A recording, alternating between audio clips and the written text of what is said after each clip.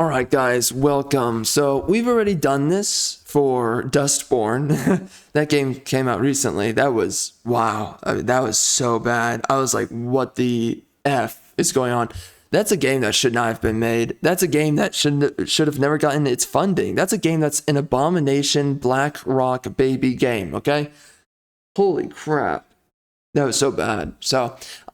And that was a game, by the way, that was intentionally bad. So what the heck?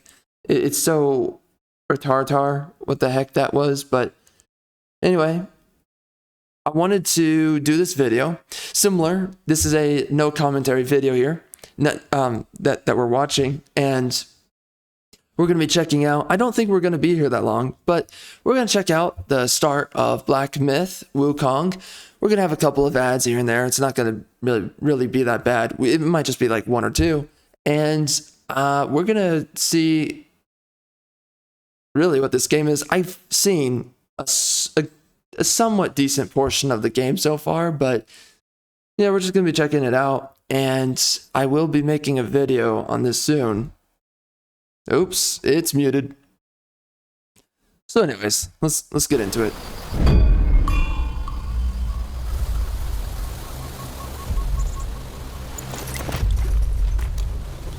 But I was looking forward to this game when I first saw it, so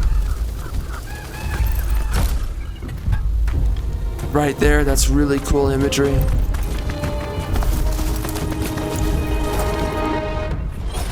I apologize. So we were going through Dustborn, and we were going at 2 times speed because I needed to rush through that trash. But yeah, let's see this at its full. We'll rewind a tad bit here. Yeah, let's see this in its normal pacing. Yeah, the environment looks freaking beautiful here. Yeah, the slow saunter. I love it. It's so funny because obviously he's going up against these Goliathans. And then right there, yeah, that cloud is so cool.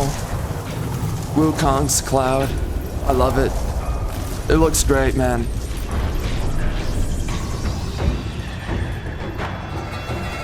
It's a little bit loud. Man, dude, this is so cool. Frick.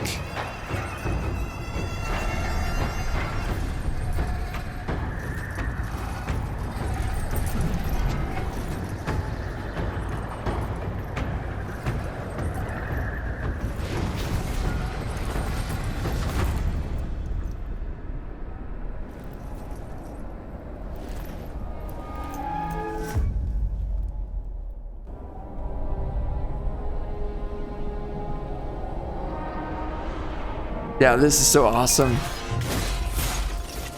Seeing all these warriors. Cool outfit. My master. Safe. The scriptures. Sound. All I ever wanted was a life in my mountain. Free from you and your so-called merits. Ah, shoot. You can see the lip syncing. It's a little off. Oh my gosh. Because this game was made primarily for Chinese market, so that sucks. But okay, that's fine. Those You have to high substitute. above don't trust me. I understand that. And they send you and those knuckleheads to You knucklehead. to obey and serve once more. I understand that too. But what I Man, you could just tell.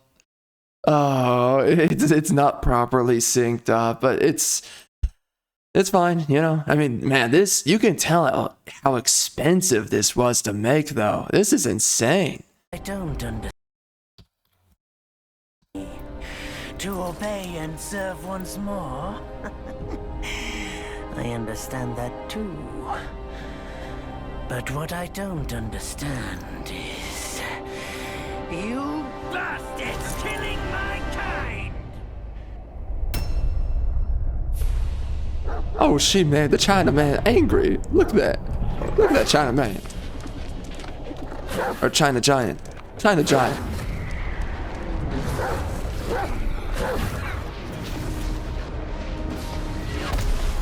Bro, the cloud effects are so cool.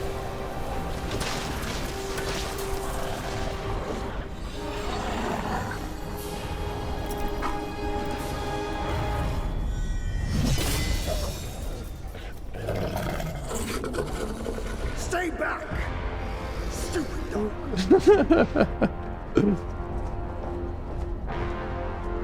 Mark this. He's not just any monkey. He's a monkey of merit. Oh shit, that's kind of brotherhood that we can respect. None other than me can challenge him to a duel. Look, monkey. I don't make a habit of fighting someone I've bested before. Here's my offer. If you lose, I'll take you to the Celestial Court. They will stay and level your mountain. But if I lose, I shall certainly take revenge, and they will level your mountain nonetheless.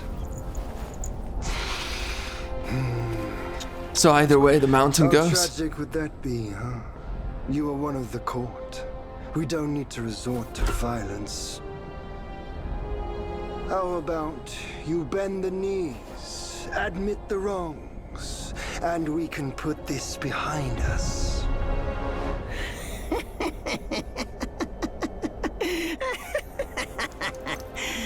All these years, except for that pig, you're the one who talks the tallest tales. Good, I am entertained. I'm okay, by the way, with the voice of Wukong here in this game.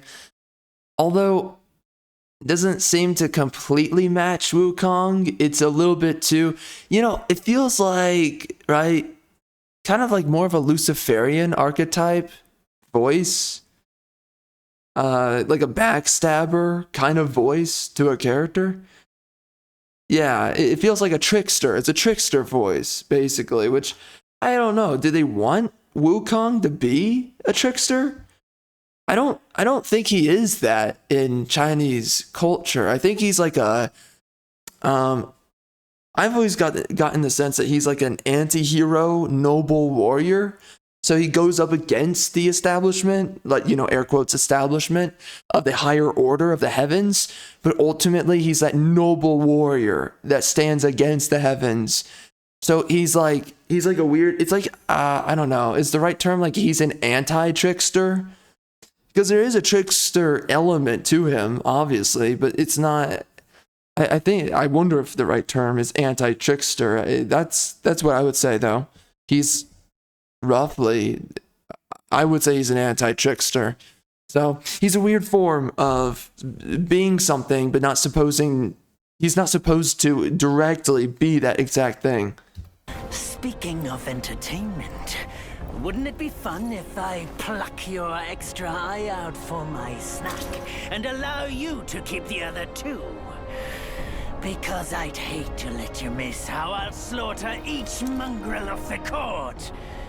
Those below, those above, and that black mutt of yours.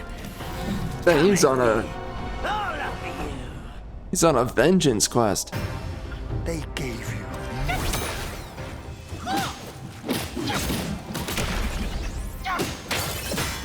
Spurned each Bro, the cloud effects, they look so good in this game. Look at that.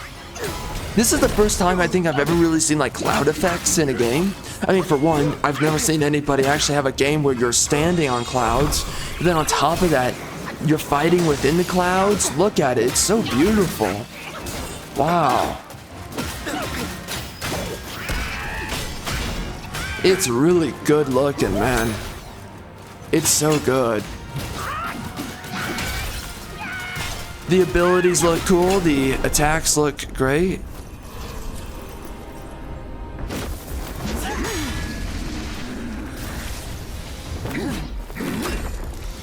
The victorious fighting Buddha.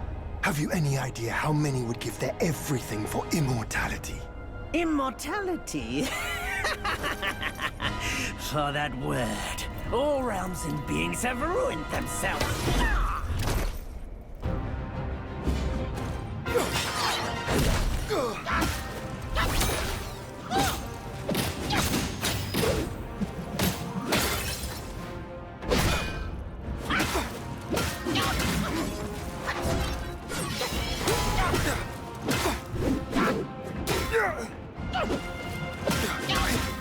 The fucking choreography, man, on these attacks, it's so good. Frick. That sucks.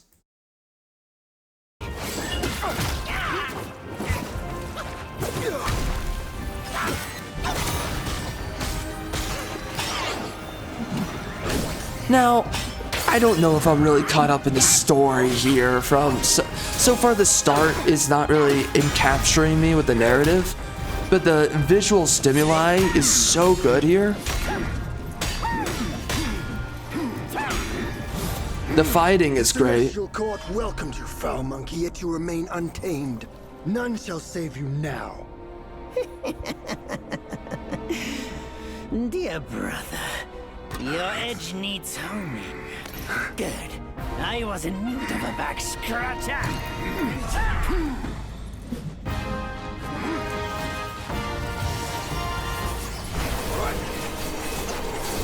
So that's his brother? How is that his brother? They do not look alike at all.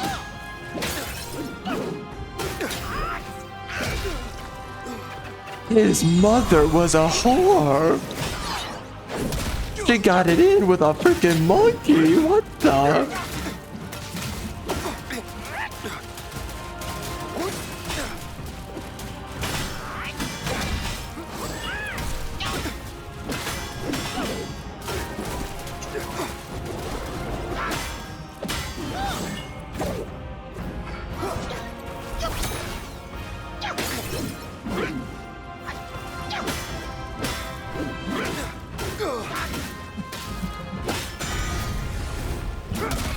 The enemies feel like bullet sponges, honest.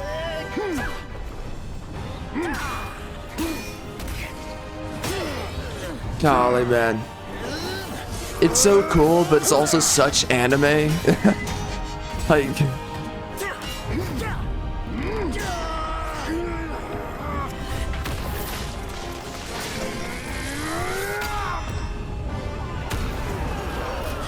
Wow. Oh no! Oh shoot! It's over. It's over for them right there.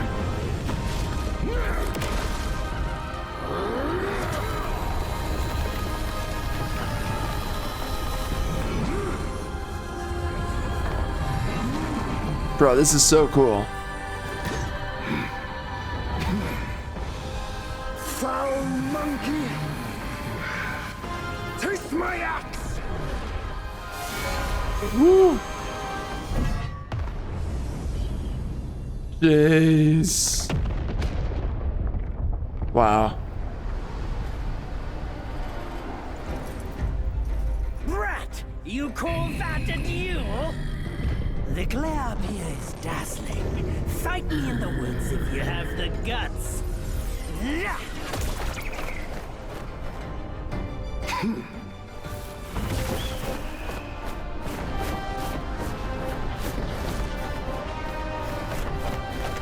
Oh dear God, the white bird's chasing down the blackbird. Oh my God, this is not acceptable. Oh my God, this is such bigotry.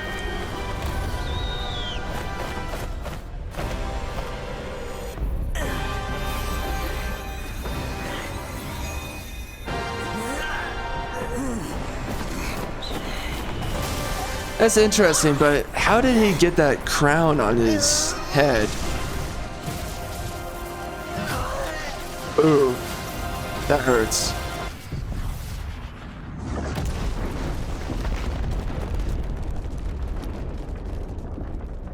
He might be dead. Wow.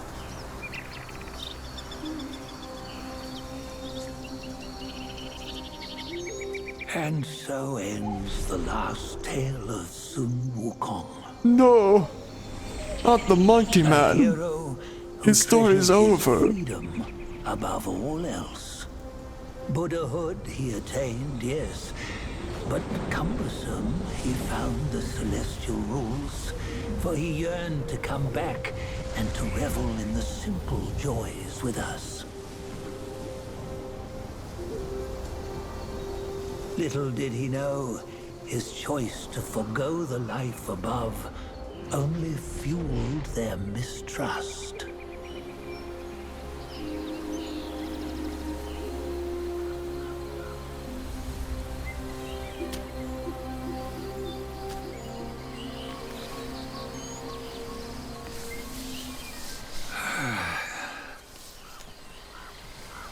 This stone has stood for countless days on the mountain.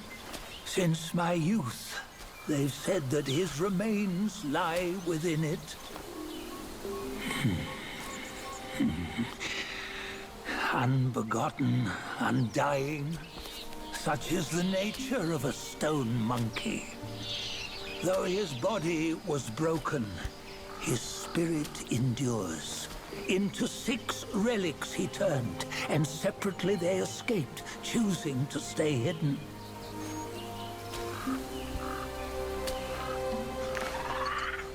Those are the 6 senses of the great sage. Yet no one has ever seen them, not in centuries. I'm old now. Venture through all the lands I cannot. Yet among you, there might be one who is destined. One that shall recover all his scattered relics. And upon the return of the relics to Mount Tuaguo, he may yet rise again.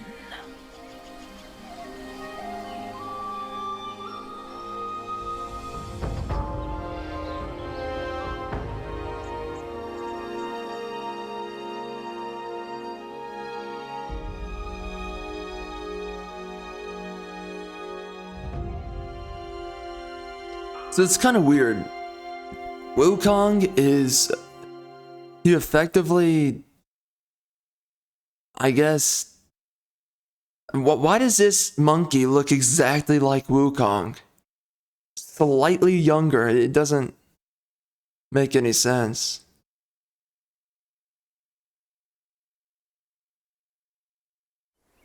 On the go, bend the toe, life of human or forgo. No. No, no, no. Nowhere better than a home. Reach death and ever grow. Huh? Here, you see. What bliss my fate shows. Luck's around the corner. Seems like he just fell from a fruit tree here. Perfect timing. This peach knew I needed a snack. You sneaky rascal! Dare to fool me? I'll make sure you regret it!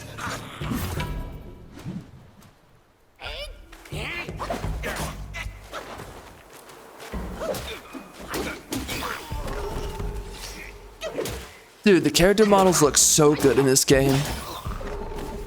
The combat looks so good. How many times you come around, you're still as mischievous as ever, eh? So, he reincarnates Wukong? Is that the idea? And what, he loses a sense of his sentience? Because obviously he doesn't speak here. Really confusing. Man, the environment looks beautiful though. Look at it.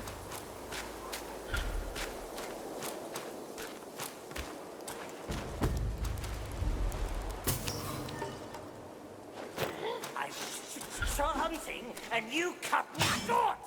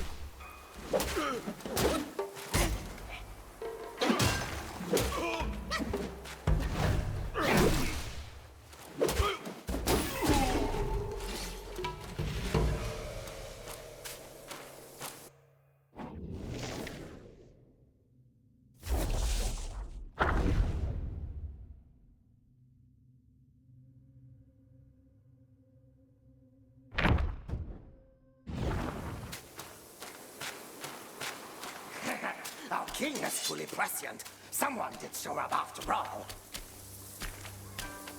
Yeah.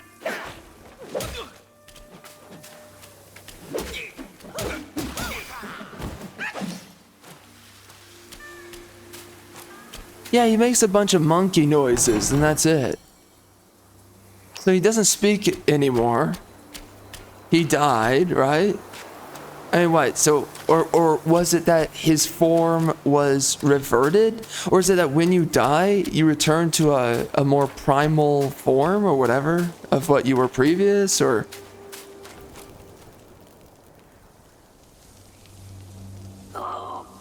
What you waiting for? Pluck your hair and make an offer.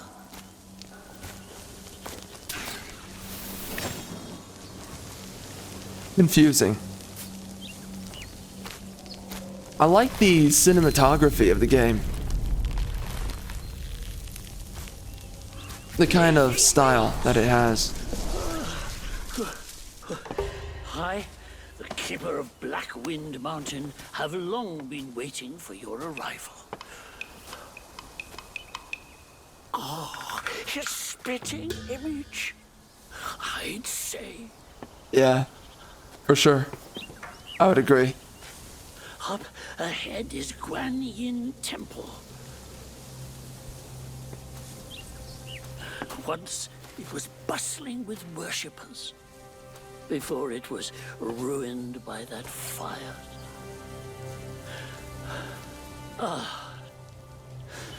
Then the temple was rebuilt. What good is it to rebuild a temple if the goodwill of men has been burned to ashes?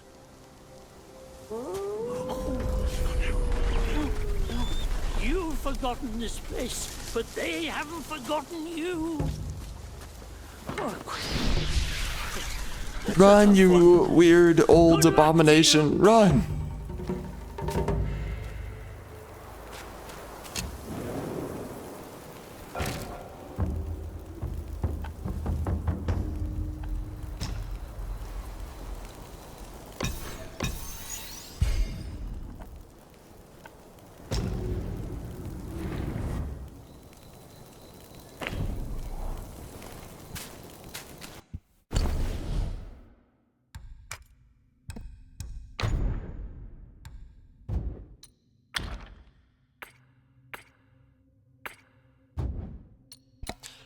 Well, it's kind of cool. You can wear different clothing. Okay.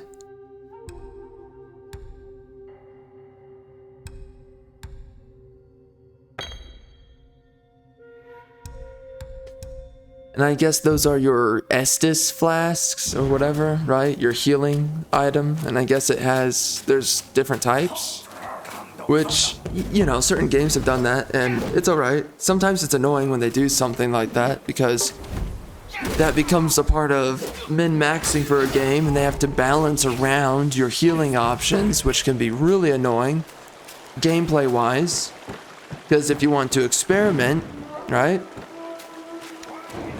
If you experimentate with everything that's given as an option, there's clearly certain options that make you fail a lot more often than the other ones. Right? Like, there's certain options that you will have, and if you use it, you're gonna beat a boss after your 100th try. But then there's other items that makes it to where you beat the boss on your first try. Well, which one are you gonna use? So that's always kind of the frustrating aspect of having multiple options, is that sometimes some of these other options are just, I mean, for again, the game's being balanced, or it's being modified around those options. So you end up in a situation where some of those options are such dog crap, you might as well not even play with that option in the game. And then there's a couple of other options, typically. Ever thought about what makes some relationships? Help my life.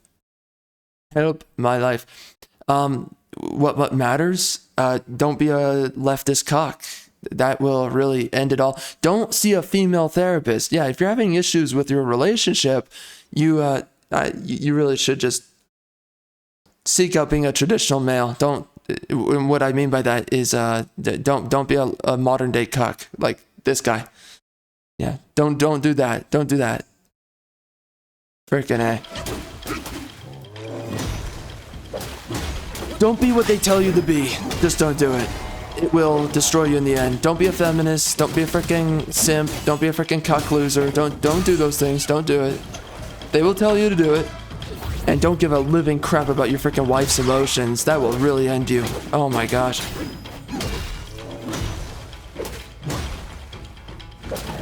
Anyway.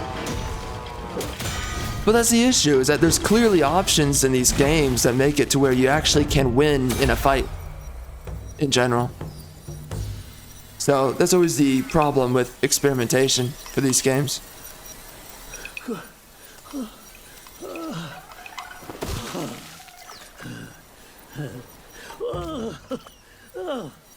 It's been a while, but the immobilized spell still works like a charm. Since you hail from Mount Huaguo, it won't hurt to teach you a handy trick. Now, here we go. Give me your hand. The characters are not really that bad so far in the game. And I like the way that they communicate information with this game, right?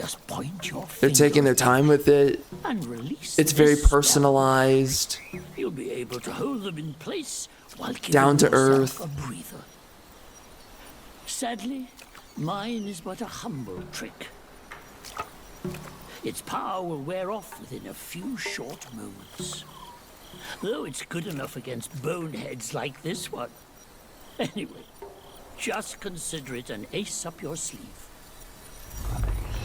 No! The young boys these days know no manners! Fear not. Teach them a lesson with your new spell!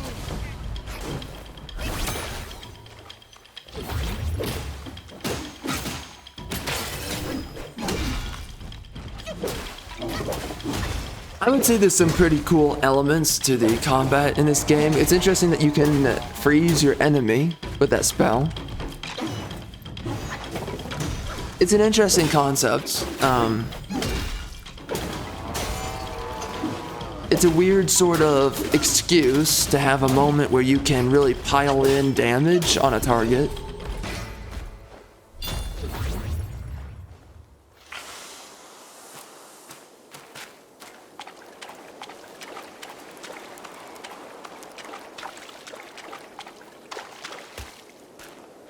Dude, games look so good nowadays. It's crazy how good they look.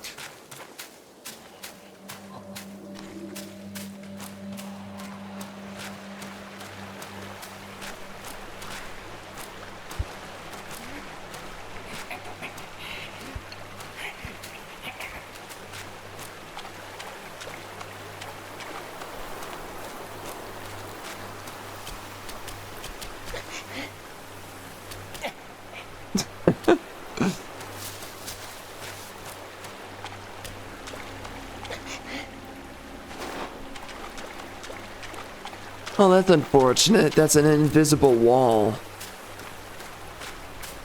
That sucks. Not a huge fan of that.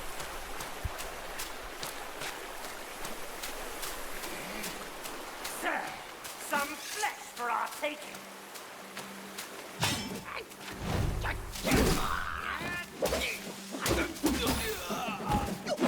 I mean, at least allow your player to jump, right, in that direction, and then they just die if they do it. At least that. Invisible walls just kind of suck. Oh no, Frog, no! Oh, he's going to die. Whoa.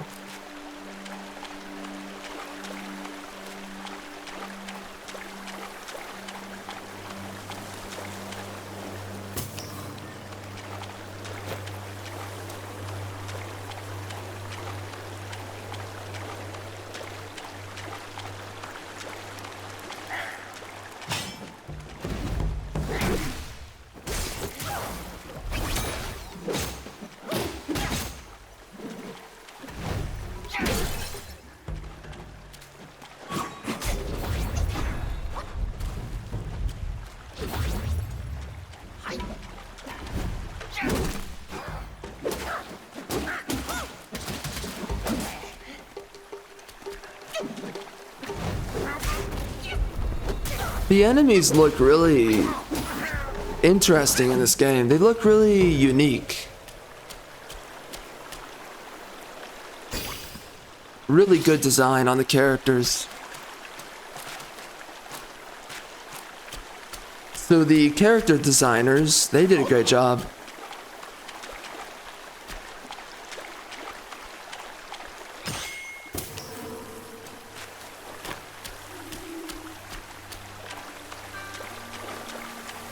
Character designers, environmental designers, combat designers, they all did a great job.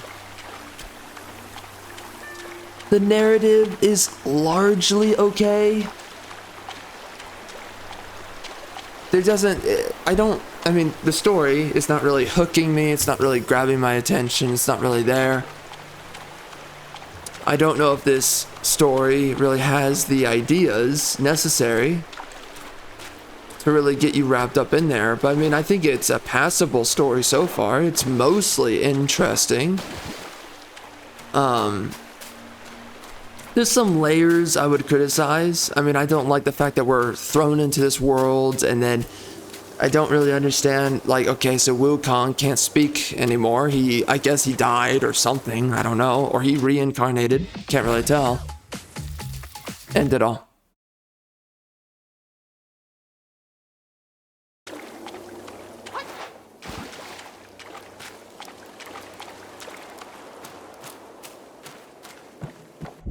The graphics are great. The the architectural design is also really well done. I mean, this game overall is pretty well made, you know?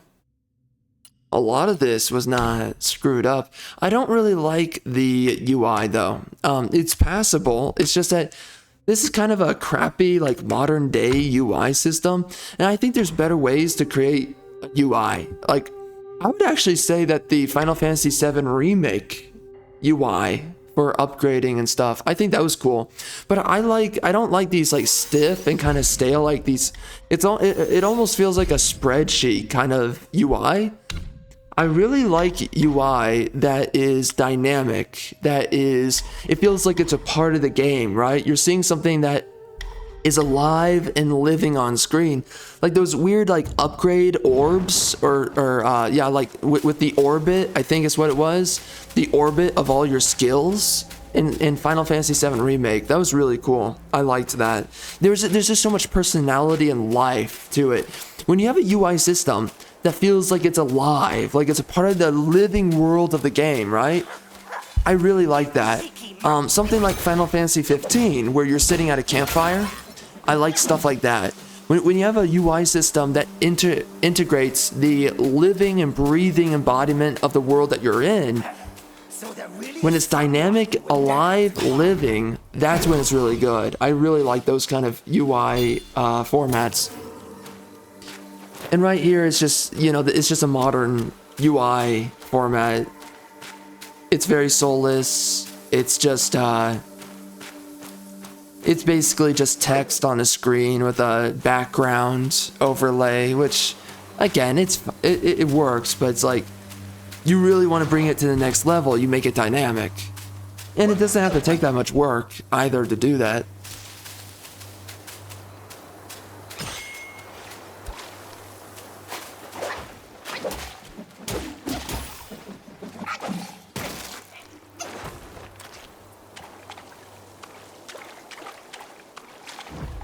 And I also think that the original Tomb Raider, by the way, I think that game did it. Sorry, not original. The original Tomb Raider reboot game that came out, I think, in 2013.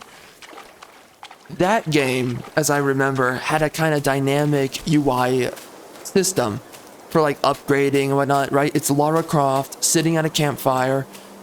And, oh, well,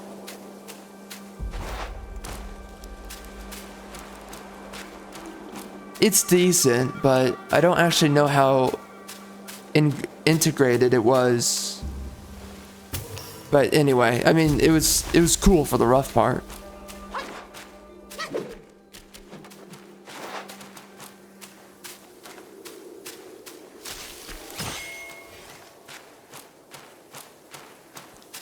I think some of it was your standard UI, but regardless, I just like it when they try to make it a little bit more dynamic and a little bit more living. But for this game, it's fine. King's got serious power. It's just nothing that impressive, that's all. It's a standard run-of-the-mill.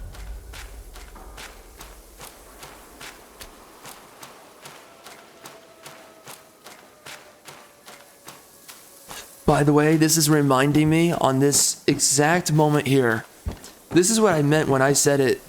I've said it a while ago. But I'm just being reminded of it now.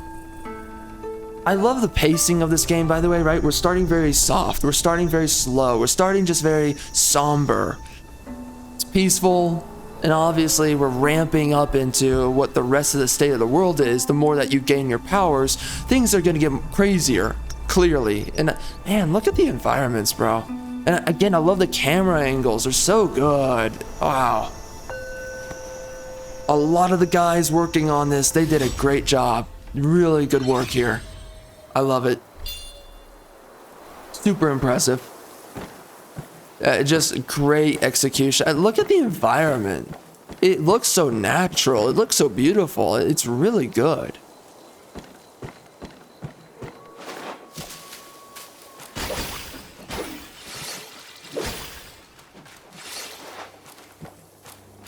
This game, wasn't this game in development since like 2013 or 14? It was a little while ago now. Jeez. They were really working on this game. I wonder how much it's gonna hurt the game though, given that it's a PlayStation exclusive.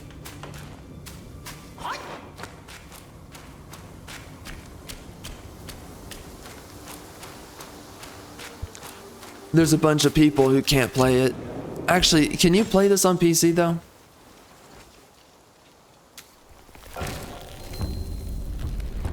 No, I don't imagine you can.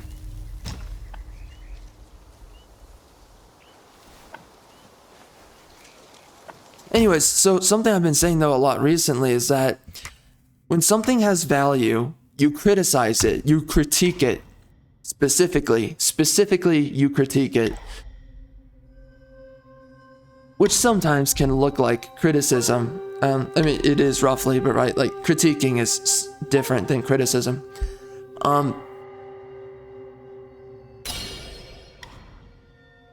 That's cool. But when something has no value, you can only mock it. Going from Dustborn, all I could do was mock it, but it got so bad, I was like, there's nothing even to really say besides it's just trash, right? It's a joke, but it's like... Wait, you don't think you can just parade in, do you? It's not that simple. Let me transform you into a golden cicada, so you may follow the fires ahead and scout this mountain unnoticed. Fly! I love the like natural mysticism of this world. It's really cool. Your father knows about saving money.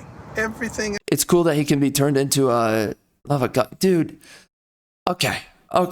It's cool that he can be turned into a cicada, right? He can be turned into a cicada to scout environments. That's really interesting. I really like that kind of natural mysticism element.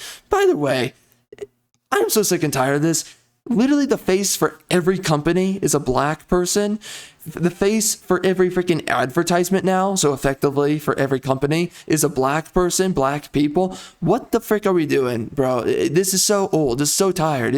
Everything is now black people. Black. If you were not living in America, you would think, you know, just living in some random other country, you would say, if you're living in Africa, you'd think, wow, America has a lot of black people in it. You'd be confused. You'd be like, wow, I guess the globe has a lot of black people. Jeez. I mean, living in Africa, you'd be like, how do we get over to America? Frickin' hey. Jeez Louise. Again, gee, I wonder where all the freaking white people went. And anytime we do show anything surrounding white people, it's always freaking cucking out freaking white men. It's always freaking playing them down and building up freaking feminism. Freaking screw you, you freaking ESG biatches. It might be humble, but my shrine is very versatile. You'll get it soon. Whoa. Oh. Interesting.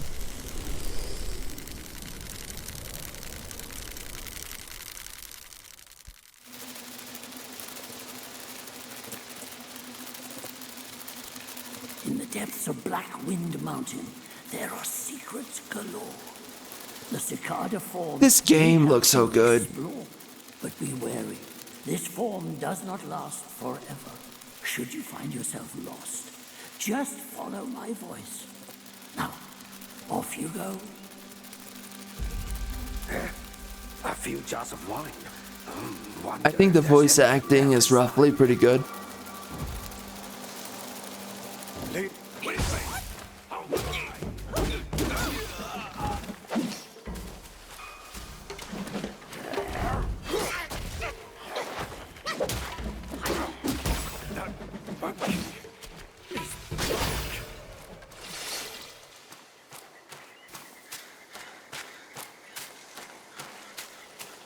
No, that's what I forgot to mention earlier. If you're in Africa and you're seeing the advertisements and a whole bunch of other things coming from America and for America, if you live in Africa and you're looking at everything in America, with all the black people that just being thrown into it, you would literally assume that everyone in Africa right now is just running over to America, right? And they're just pitching tent there, and that's it. I mean, effectively, in some case they are, but I mean, seriously, you would assume that everyone's just fleeing frickin' Africa. Golly, this is such clown world nonsense. Don't worry, though. It's brave and beautiful, and don't worry, there's nothing wrong with it. It's a great thing, and you should embrace it. Don't question it. Don't do it.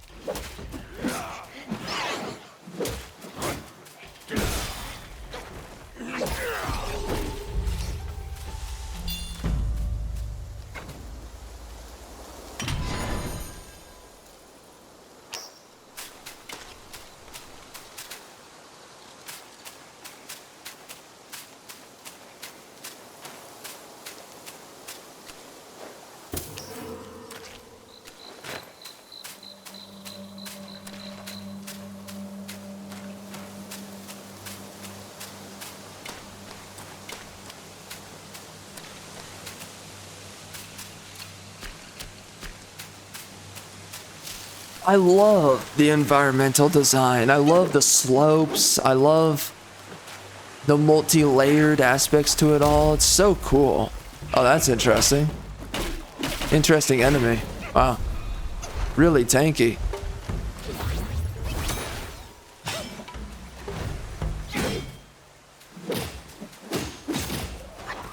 The heavy attack's really effective, I guess.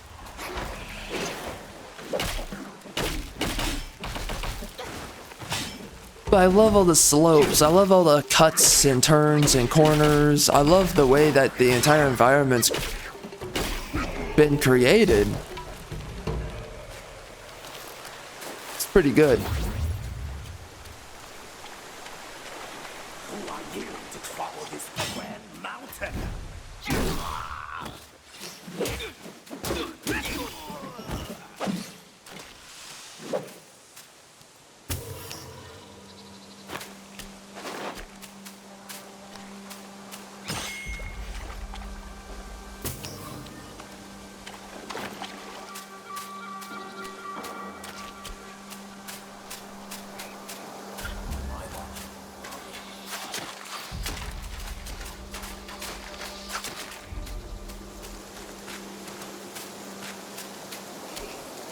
I mean, just look at how dynamic the environment is, right? You have these little canyons, you have these little impasses. You go low, you go up high. It's a really good mountainous region here. There's a lot of games that suffer with making compelling environments, a ton of games. Ubisoft has typically done a really good job, especially in Assassin's Creed games. They do a really good job making environments. Like, for the longest time, they've done a really good job at it.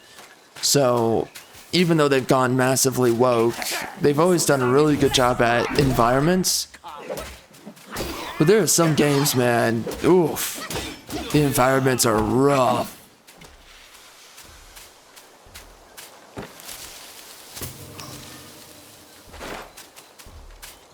But this right here, this is beautiful. I mean, right? This is like Red Dead Redemption 2 levels of environment. It's so good. And in Red Dead Redemption 2, those environments across the entire game's map is so good. So beautiful. And this is right up there. Oh my, he's forgetting to block.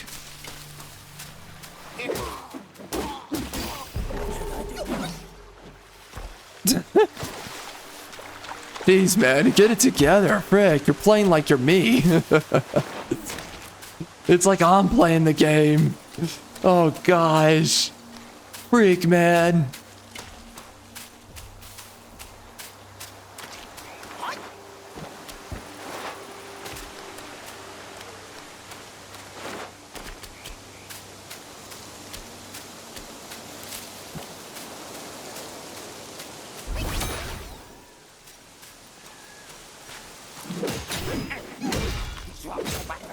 Oh gosh, the brutality. Oh my.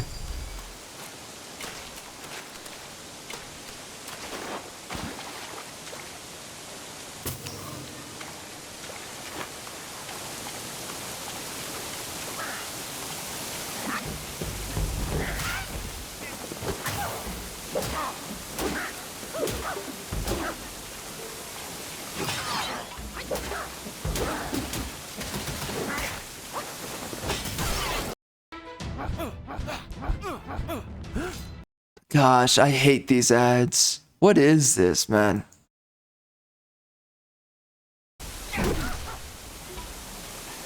You know what's so funny about some of these ads, though? They'll show you a game that isn't their game. They're trying to sell you, right? It's an ad for a game, but then when you download the game, it's not actually that game. It's so weird. It's like, why would you make an ad for a game that you didn't make? Like, why didn't you just make the game in the ad? I'm sure it's just a way to... There has to be a purpose behind it, like, and I would say nefarious. I would say it's nefarious.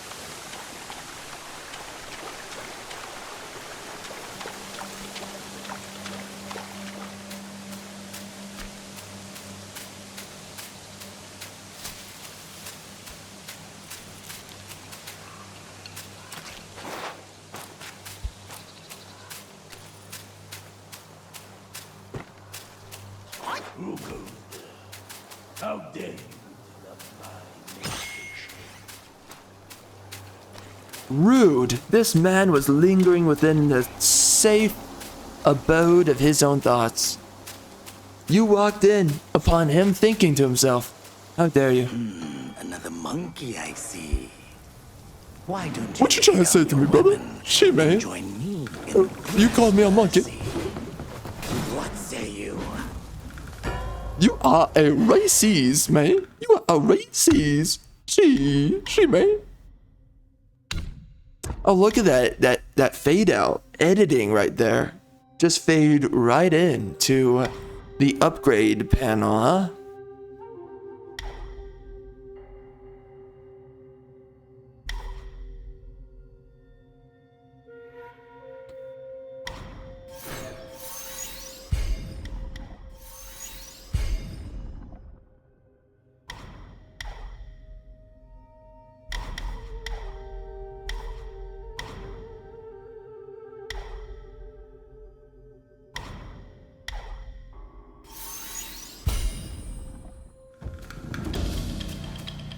Yeah, let's do this.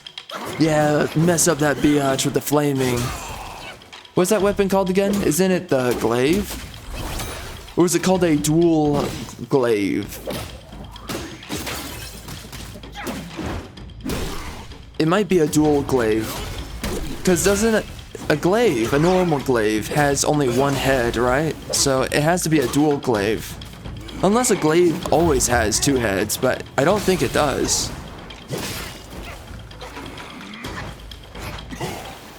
Whoa. Yo, how do you possess that power? How can I do that in real life? How do I just like ready myself up in one direction and then just basically teleport? How do I do that? I want to figure out how I can do this in real life.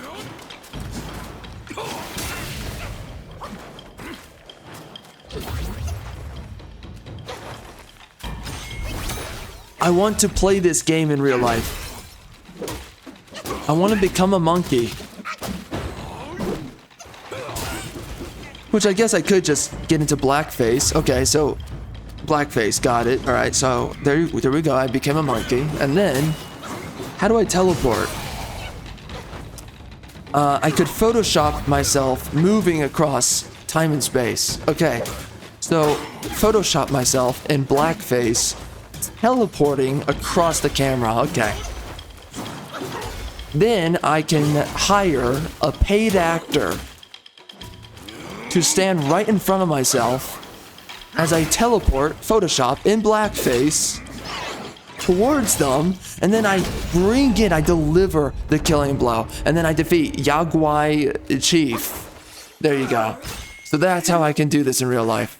Master spoke of you, the destined one. You gotta give it to this game. It's very diverse. What hit him? Oh my, that's messed up. Yo, he just unlocked that.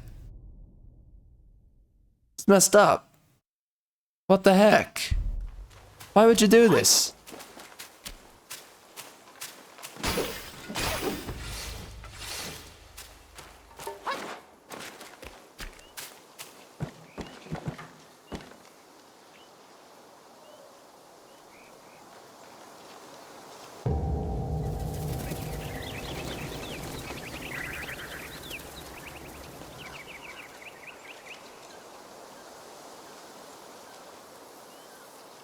You just had to make some noise, did you? Now everyone knows you're here. When a chime so grand echoes in the forest, Yao Guais will surely be alarmed. Uh-oh. So all the other brothers, all the other monkeys, they're gonna be wildin' now. They're gonna be going crazy. They're gonna be spiffing, they're gonna be whiffing, they're gonna be... Oh dear God. Where the frick did that fly come from? What the F? Are you kidding me? Bro. That's upsetting. Super upsetting. So anyways, we got our brothers out here. We be going whack, brother. See, man. We about to have a black monkey summer. See, man.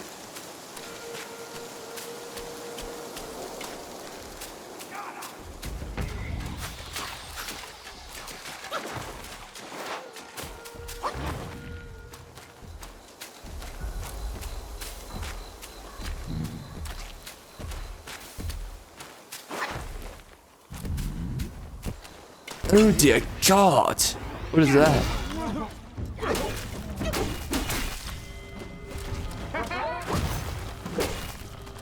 That guy looks like the older dude. So what are they? Is that like oh shoot, what kind of mythical being is this again? Isn't this a oh shoot, what is it called? It's a certain type of demon, right? In Chinese mythology, it's oh shoot, I'm forgetting what it is, but it's like isn't it kind of like a fairy in Chinese mythology? Obviously, he's a little bit overgrown. What's it called in this? It's a white?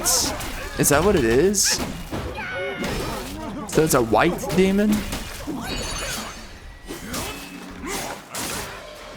Oh, you turn into that boss using these abilities? Oh.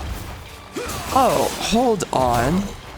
That's actually wow, we've been sitting here for a while now, haven't we? That's actually kind of interesting. Like,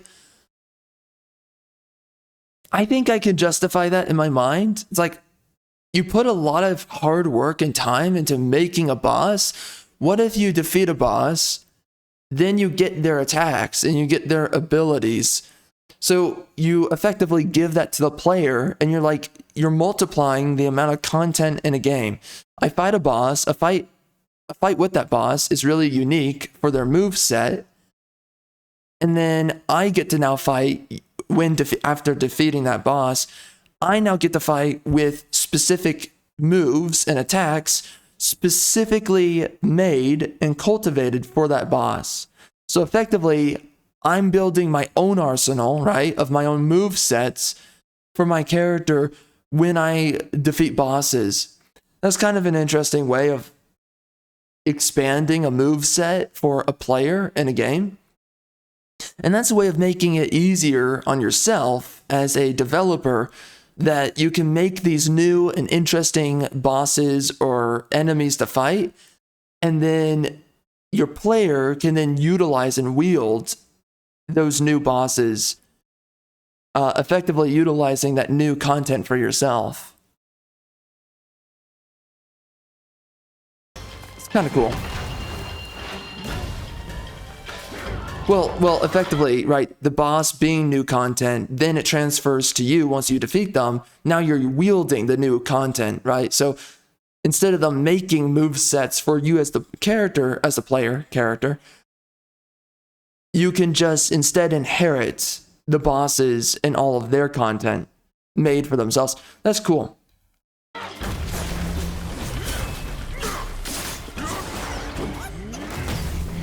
I mean, I could see that being a problem in other games, right? It's like you're not making really a baseline character, and now you're just playing all the random bosses that you experience throughout the game. Okay, that can become a problem where the character that you're playing doesn't have an actual identity themselves. You're just basically this hodgepodge of a bunch of bosses or enemies, right? A bunch of NPCs, whatever it is.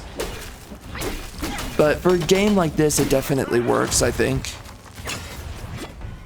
Because clearly, Sun Wukong is his own character, and he's unique to himself, but you're stapling onto him all of the move sets and some of the content aspects to these other bosses and enemies that you're attacking.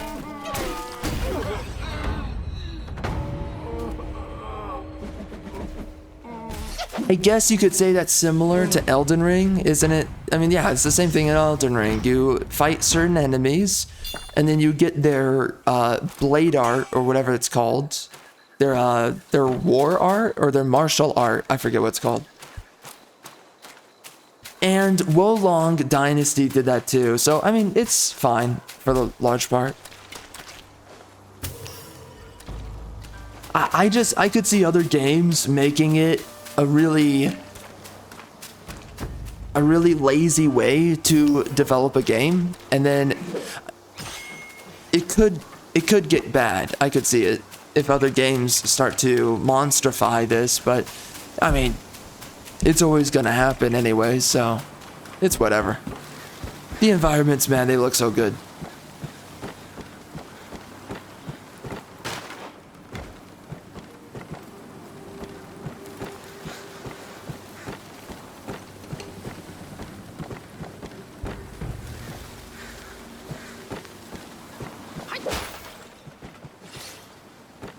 Yeah, these environments, they're beautiful. We should probably end this video coming up soon because we're nearing up to an hour, and given all the times I paused, I imagine that we are pretty much on an hour, so. Man, I love how this game looks. It's really good.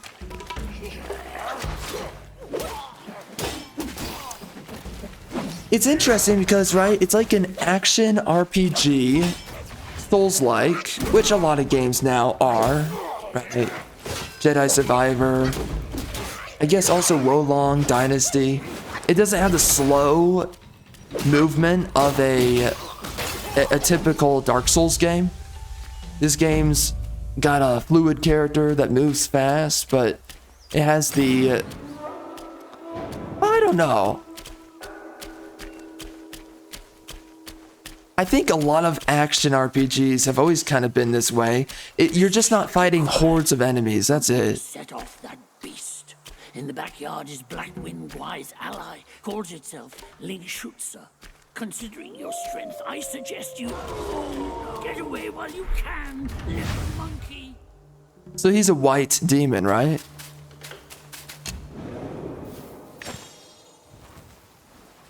Oh shoot, man. The white demon be holding my black monkey brother down. Oh shit, man.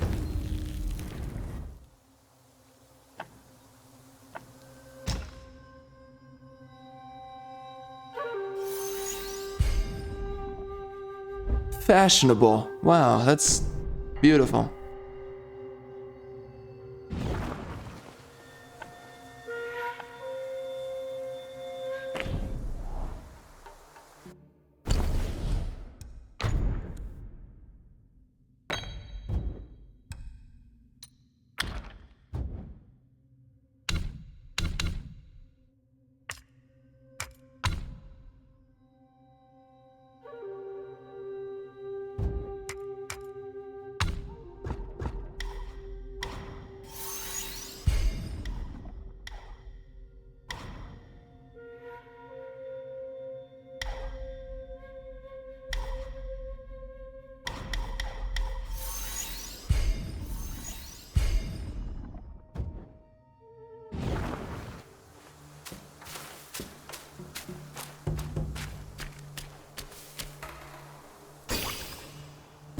As I said before, I've said this before,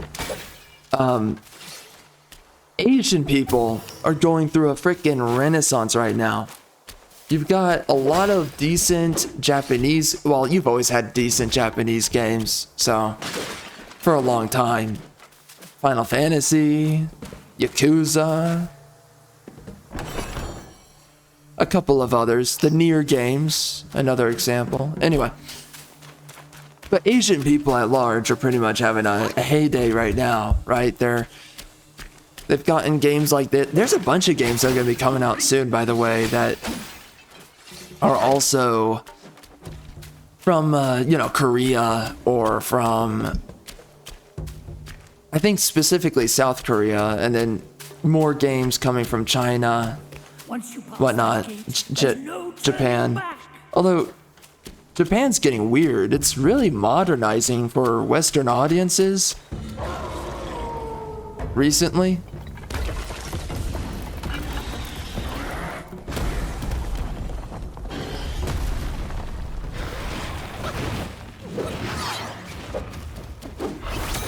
But right now, that's a funny pause. But right now, we are just monstrifying white people stuff. I mean, seriously, like, look at Dragon Age.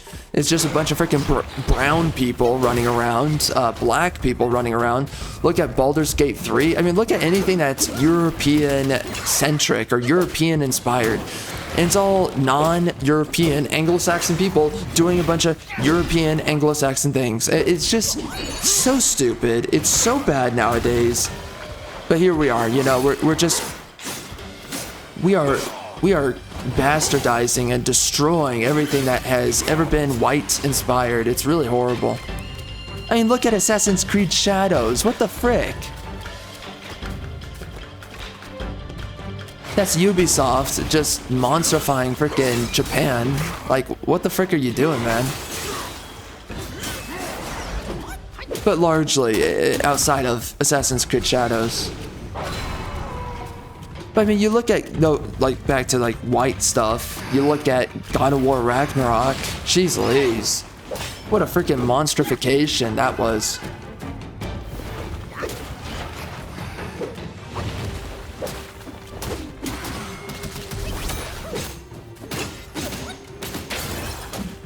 I'm gonna whack you in the booty hole, man. Shit, man.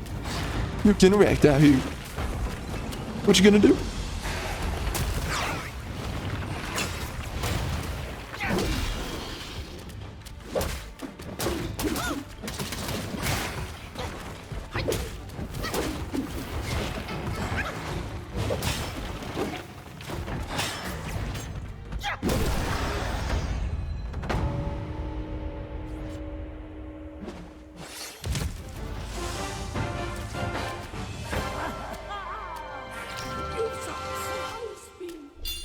Now that it's dead, you might as well take a good look around. The body's still warm.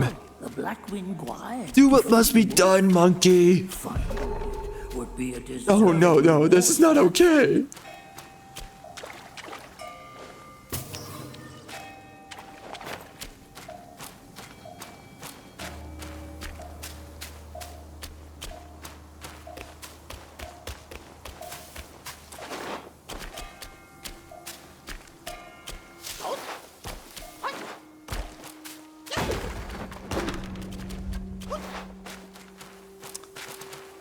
American media, I was saying this, the video's not out yet, it's coming out soon.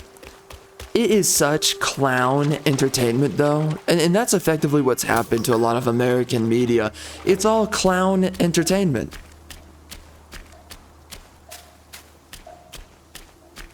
And you look at the people that they're hiring in freaking American studios, and you're like, gee, I wonder how everything got this bad. How did it happen? That's really strange. This game.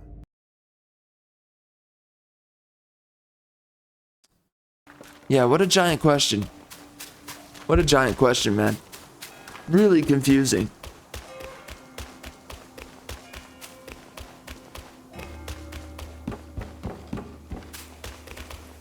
Well, we are at an hour, so I think it's about time that we bring this to a close.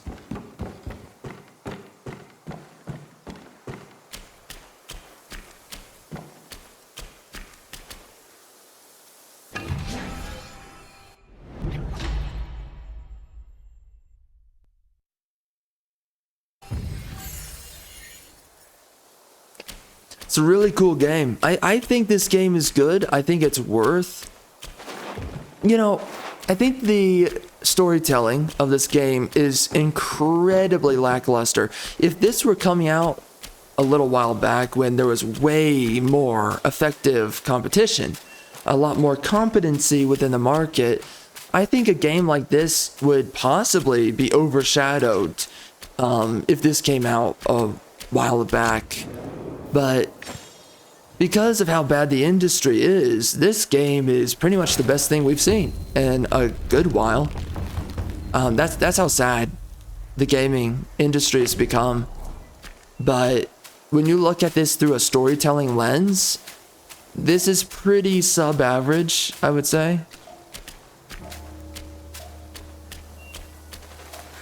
I mean, seriously, there really is no effective story being told here, so...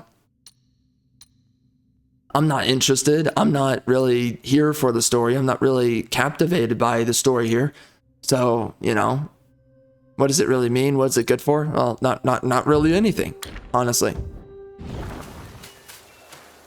I don't really know the characters. I don't really know where they're going. I don't really know why any of this matters, right? Like, the sense of location and being in the world doesn't really seem to mean much this deep into the game.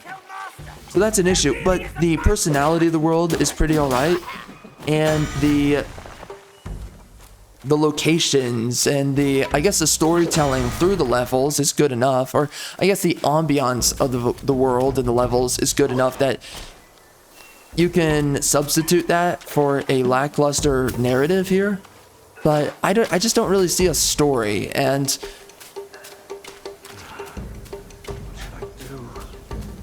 storytelling is difficult though. You really have to... There's a lot of things that have to come together for a great story to be made. And you have to be really committed. And also, again, like most people, they can't make a great story, so...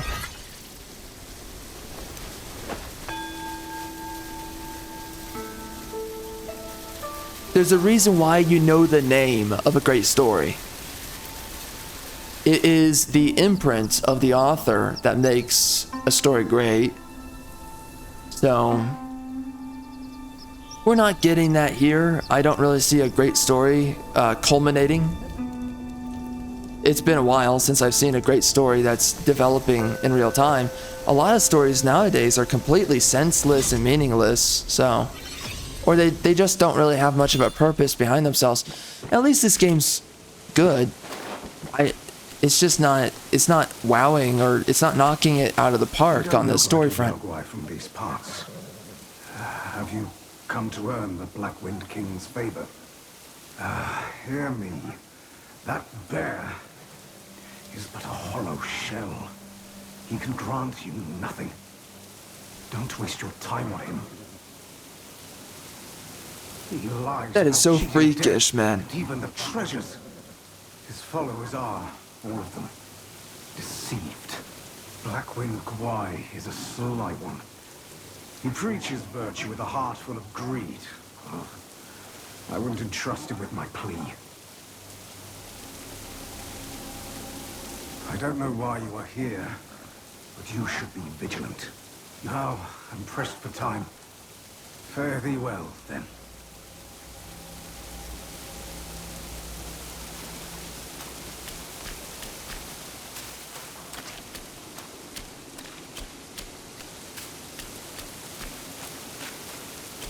I don't know why you are here. Now, It's cool, though.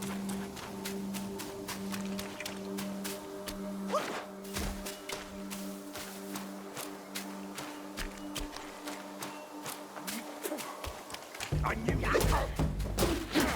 That buck is back. There's a lot that's pretty cool about this game. Yeah, again, that story's really lacking, so that's the only thing I can say about it. And Stellar Blade was the same thing. That game had really no story going on. The story was so meaningless.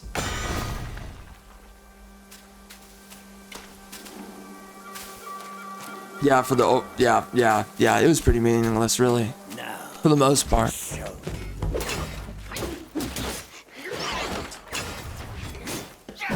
But, you know, I don't know what it is. Like, maybe this is a game that came together that wasn't... The idea really wasn't to tell a great story. The idea was to just provide a great game, right? And there's some games that are crafted around telling a great story. I mean, like Nier Automata, that's a pretty great story, all things considered, even though there's things that you can criticize, you know, like... I mean, like, some, yeah, there's a good amount of elements. I mean, how long the game takes to go through to get to the completion of the entire story. The fact that you have to play it over again is so annoying, but outside of that, and other things, it's pretty good, so...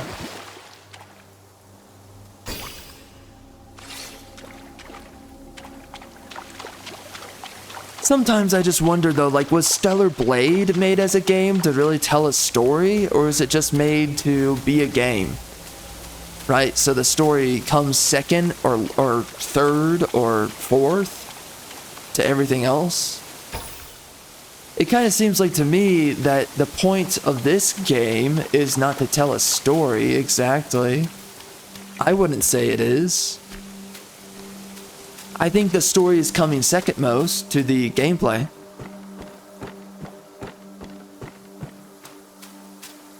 And I mean it by its truest sense. Like, sometimes it's a little bit rough saying that.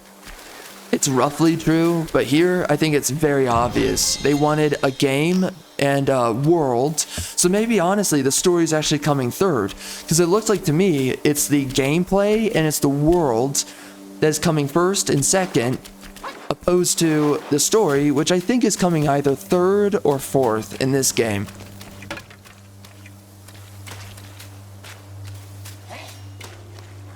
in some weird way, I would almost say that the enemies and the bosses are coming third before the story.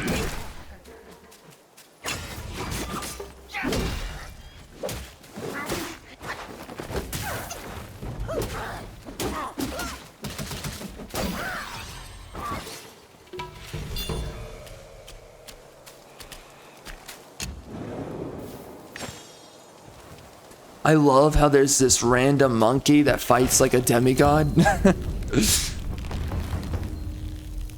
Effectively, he does, you know, he doesn't have that many powers, but he's really good at fighting, and he's not... I mean, I don't know if he's supposed to be Wukong, just reincarnated and forgetting a lot of his memories or something.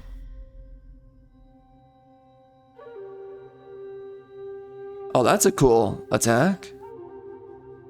I love how theatric, but also how fluid the combat is in this game, because it doesn't look choppy, it doesn't look awkward, much like a game like Flint Spoken. That game had an amazingly just very stiff and stale combat design, but this game seems pretty fluid. It looks good to me, and it's very theatrical at the same time.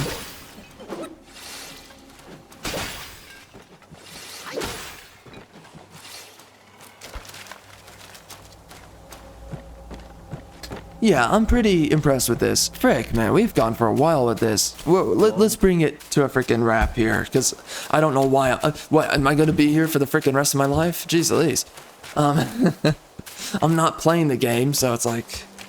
I don't know if I should still really be sitting here. So, game's looking pretty good. I like it. I would definitely pick this up if I had the ability, but...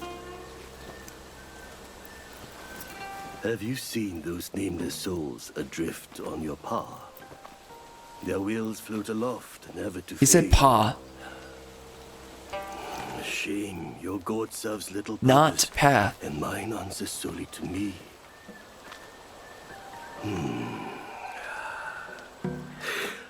I know a way to guide the souls, mend their paths, and set them free. It will aid you.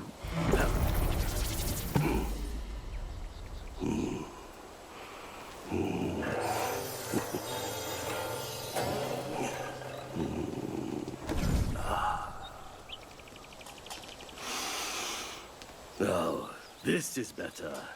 This gourd, though humble, may save the lost, banish their obsessions, and guide them.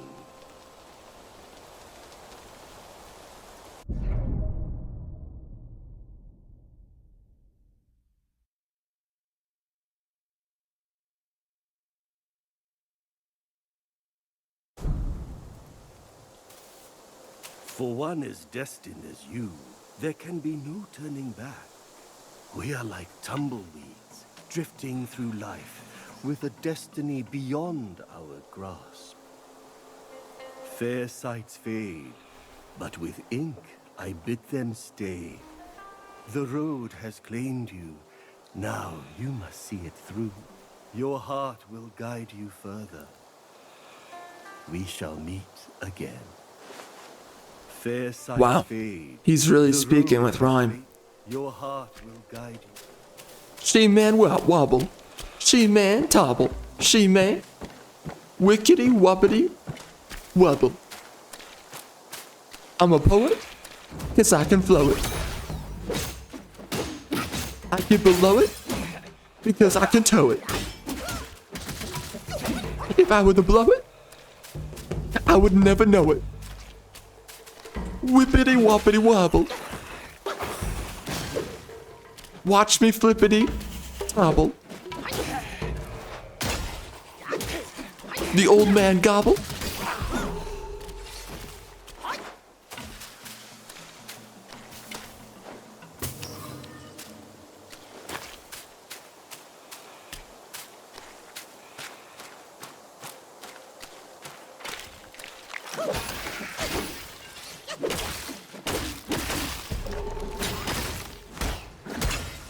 Oh, that's cool.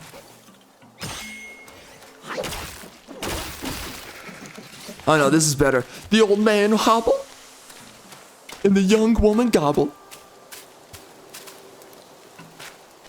The old man hobble, and the young woman gobble. She may. I'm a poet because I know it. She may. I'm a freak. Flippity toppity doo. I'm a lyricist. What are you?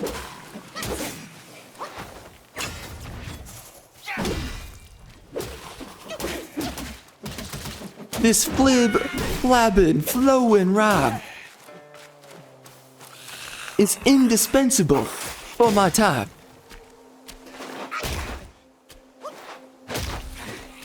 I am an aspiring poet. I can make millions off of my ability to rhyme and flow. Jeez Louise.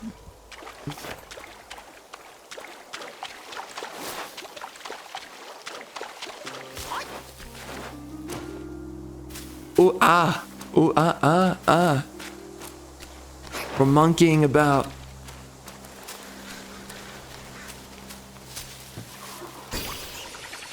We gotta be a monkey. But hold up, I'm flippin' floppin', looking for my donkey. Oh, she man, I'm a poet. Oh, she, because I know it. Oh!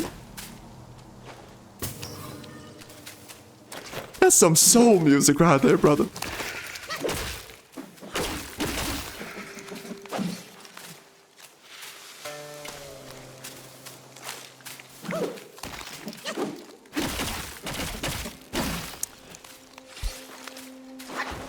Okay, let's just finally bring this to an end before this just keeps on dragging out.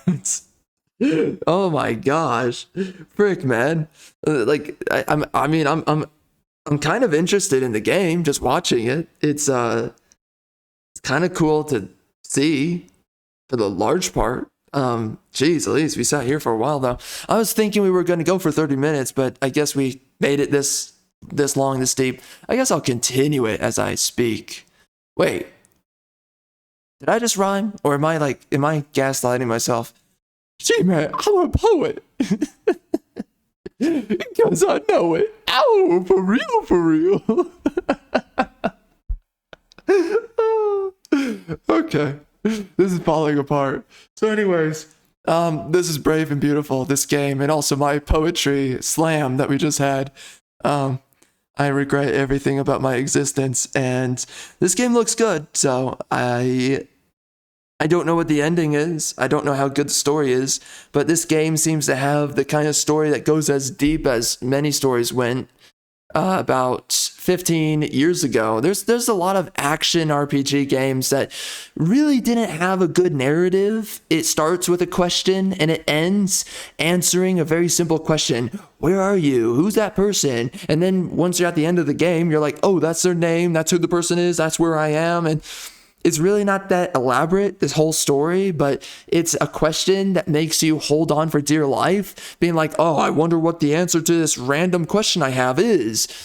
So then you hold out throughout the story for quite a while, and then you get to the end, and you realize that the most of the value that the game ever had was the gameplay that you experienced along the way. So, and the friends we made along the way. So I can't say that this is an impressive narrative. You know, when you get a great story, and this is a great marker for like, what's a great story? What happens is whenever you start a great story, it starts with a question. Not always, but right, typically, a lot of stories, they try to do this. They hook you with a question.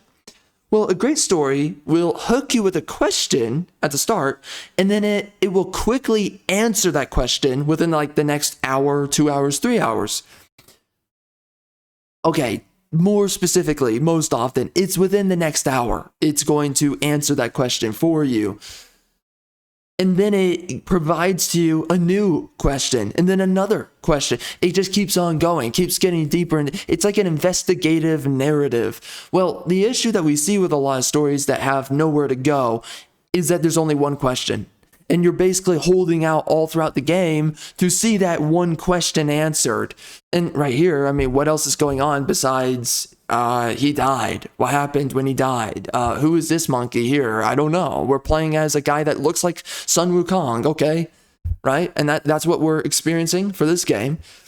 And because they're not answering anything and they're really not going any deeper than that one surface level question or whatever problem that we're experiencing as the viewer, and for, I guess, Wukong as the character, it clearly states to you that there is no other story going on. And that's the thing that you need to realize, is that really, with these kinds of stories, you're wondering to yourself, what is the depth of the narrative and where is it going? How much deeper does it go? And you're holding out. And this is what a lot of books, by the way, there's a bunch of books that play off of this. A lot of books that basically is more sexual appeal with the characters than it is a narrative. So you're following for the sexual appeal, typically, always. I guess there's romance novels by freaking feminists, whatever. But you're following a story, right? Following typically a sexy chick. And you're holding through the story, holding on to that one little question you have in your mind, so that you hopefully get to a point where the story gets deeper. And that's what a lot of these stories do. Really what it is, it's operating off of the belief and the trust of the viewer, of the audience member, whoever it is, the reader, whatever medium we're going through. It's operating off of the trust. Let's see this. Should my demise come by your hands, please pass this message to my master. Searching for deity, mortals do aspire. Craving immortality, Yao Guais surely will conspire. Oh shit, man, that rhymes. All aboard. That rhymes, brother. Meet modern warship. Anyway, but what a lot of stories do is that they give to you a lackluster breadcrumb, and you hold out for a story believing that the story is going to eventually get deeper than the surface level. And that's the issue that we see with a lot of stories, specifically a lot of crappy stories that are just like fan fiction, or not even fan fiction, but it's just like this crappy fast food fiction. You have one question that the story starts off with, or a scenario where you want to see how much deeper it goes. You realize that going throughout the entire story, the depth is exactly what you started the story with.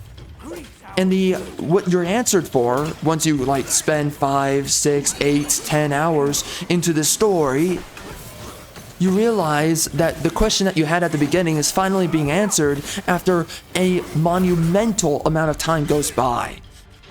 And that's what a lot of these stories do, is that they're operating off of your trust of the author or the writer or the storyteller, whatever it is.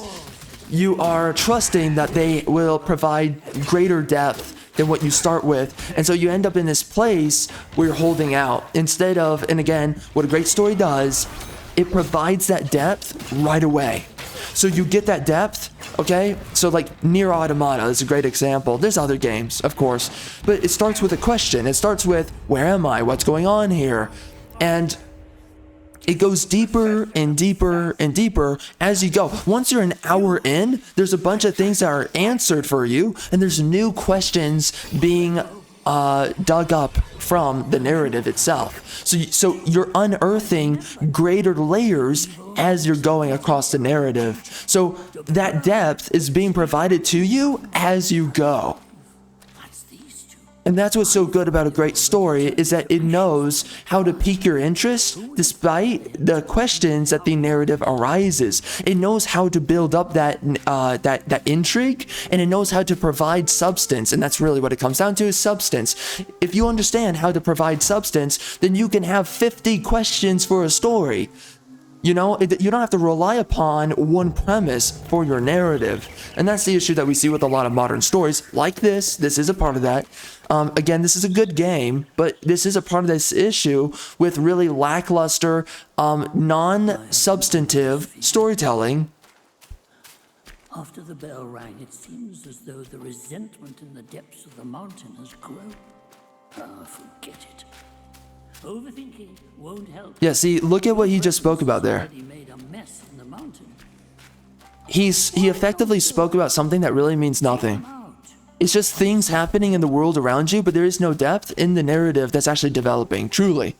There's nothing truly that you are unearthing, something truly that you can dig deep into and then analyze and think it over, mull it over. When you experience Nier Automata, for instance, you will experience that story, and just within the first hour of gameplay, there's all kinds of things that you can dig into and think about this and think about that and then you still, an hour in, you have a bunch of questions answered, but now there's so many things to think about, all the things answered, and now there's still a bunch of things to still think through, a bunch of things that you're still questioning.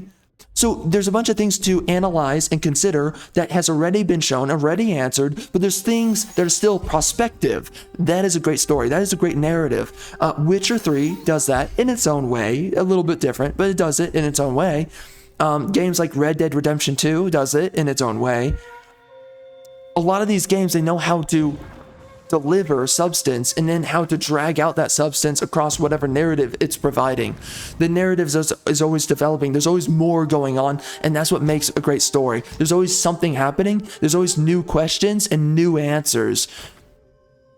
You could even say, I would say even, yeah, Lord of the Rings is probably up in there too. I'm trying to think. Yeah, I mean, you're constantly seeing new things in the world of Tolkien, and then that's being answered rather readily. And then there's new things being shown that are new questions. And that's always a great narrative. A great narrative is something that piques the curiosity, but then it delivers in a gratifying way within a reasonable amount of time. So right here in this game, there's a bunch of things. We still have questions that are not being answered. And the narrative, quite frankly, is just not developing much. So that's my major criticism for a game like this. This is an issue that a lot of action games have always had, though, is that it seems like they didn't really want to make a story to begin with. So they just made a really cheap story that you're holding on to. It is cool, though, that you can turn into these different spirits, is what they are. It's kind of cool. Or you can utilize some of their abilities, I guess. Yeah, that's cool. My gosh, we're here way longer than I planned. I'm interested in seeing that ability be used, but anyway, that's just the issue. And a lot of action RPG games have had this problem. Even games that have characters that you largely like are some. I mean, there's a bunch of sexy chicks that I still remember now from Ninja Gaiden. But, you know, what's the story to Ninja Gaiden? I don't know. I've never finished it. I started one of those games and tried to play it, and the story did the same thing, where it's just, you have a breadcrumb that you start the narrative with, and then it drags itself out until you finally get to the end of the game. And that's really what it is. And there's really no depth once you get to the end. But again, here's another example. Yakuza 0 is a great game. There's a bunch of questions that you have starting the story. Within an hour deep, there's a bunch of those questions answered, and now there's new questions, right? With Kiryu, and then you go into Goro Majima, and then God, it just gets deeper and deep. And that is what stories like these are operating off of the goodwill of those games, or sorry, those stories in general, those stories, okay? Every single story that's like this game is operating off of the goodwill of a great story that answers your questions rather readily. And you keep on holding out expecting, well, where's my Tolkien? Where's my, my Yakuza 0, the narrative for that? Where is, to this game and its narrative? Snake guys are nothing to fear. Snake gall steeped in drink, though, makes a fine tonic to flush malady. Here, here, young friend.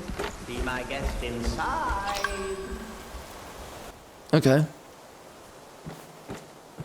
But it's operating off of the goodwill that you're expecting a deep narrative, right? A deep lore, air quotes on lore. There's a bunch of a lore that's actually alluring, and that is not a waste of your time, and that is delivered sufficiently within the amount of time that it takes to invest, right? It has to be delivered in an entertaining and compelling manner.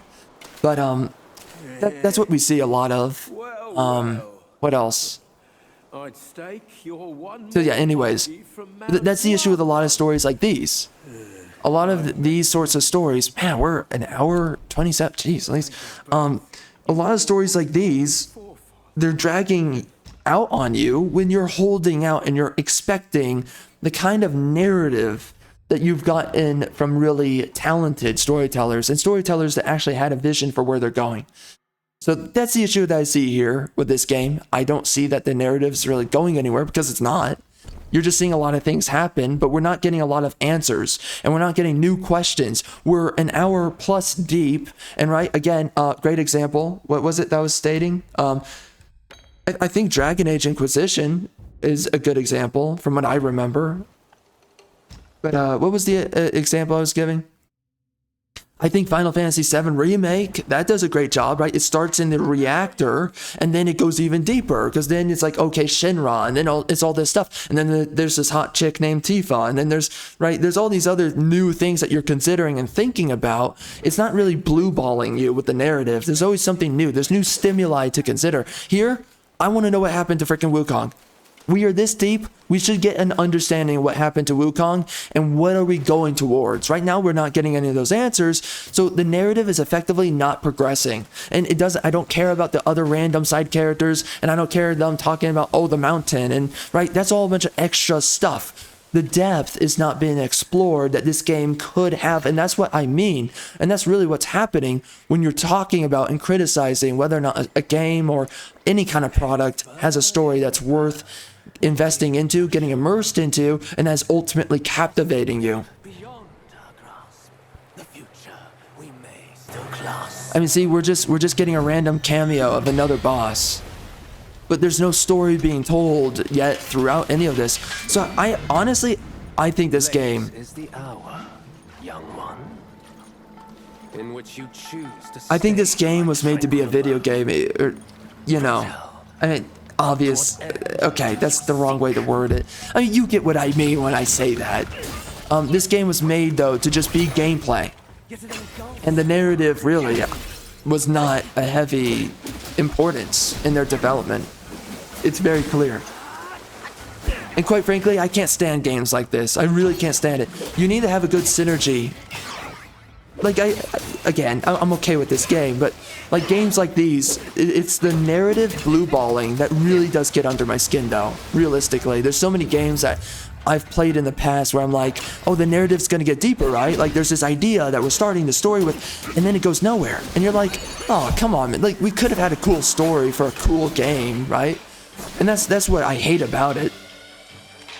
There's so much that they could be delivering here, but they're refusing because, quite frankly, they don't want to deliver anything deeper than what's at the surface because I think it's pretty clear they don't really care to deliver a story. Forget what the other example I was going to give was, but there's other, Yakuza 0, yeah, well, and maybe something else. But there's a bunch of games that start a certain way. I mean, Red Dead Redemption 2, that starts a certain way, and then it quickly answers a lot of those questions of like, where are we going, well, why are we going, where we're going. And then as you're getting ingrained by the gameplay, you're also in this world that is developing a narrative that's compelling and a narrative that's going places constantly. You want to be a part of a living and breathing narrative, and in a game like this, what's the issue? The narrative is not living and breathing. You know, I still don't know exactly where we're at, why we're going, where we're going. We're fighting a white-clad noble. Well, who is this guy? What does he mean? They could have built something up to make this fight a little bit more meaningful and this character more meaningful, but instead, it's just a cool guy to fight. And that's how deep this goes so far. Now you shall face what I truly am. Wow.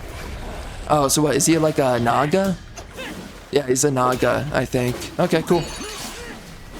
Anyways, that's the end of it there.